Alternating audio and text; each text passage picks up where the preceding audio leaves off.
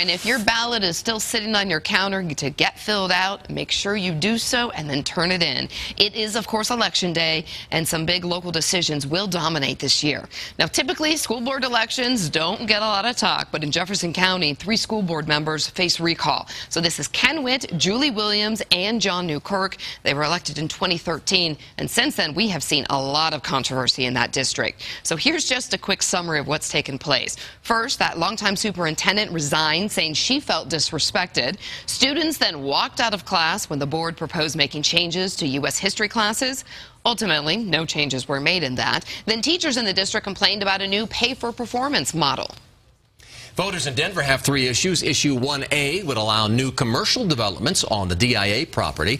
2A would fund a new tax in Denver for student scholarships. And then 2C would allow the city to borrow money to make over the National Western Complex. And there's one statewide issue. It deals with all the extra money that the state's gotten from all the pot taxes. The state needs your permission to spend $66 million. And if not, we all get a refund. Most of us would get back less than probably $10. Denver 7 reporter Lindsay Watts is at the Denver clerk's office. And Lindsay, what do people need to know to make sure their vote counts?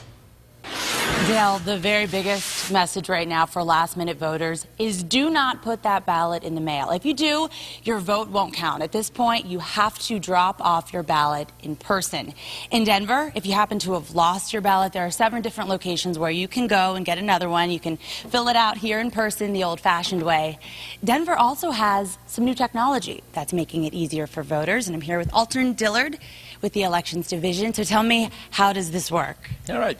This is a tablet that lets people use the tablet as a ballot marking device. So it sort of replaces the old voting machines that we used to have. So a voter would simply swipe a card, and then it'll pull up their ballot they're eligible to vote on. They would mark their votes on this, and then it actually prints out a paper ballot that gets put into the ballot box.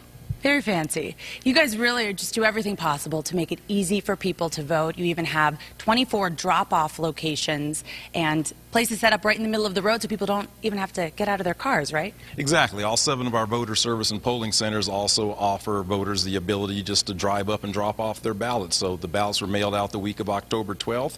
So if you have any questions about where those locations are, you can go to our Denver Votes app or denvervotes.org, and you'll see a list of locations. I remember last year I even saw people rolling up on their bicycles, handing in their ballot. So however you can get here, bike, feet, car, just get that ballot in. Exactly. That's the message. Get the ballot in. The weather's perfect today. All right. Thanks so much. We are live in Denver. Lindsay Watts, Denver 7.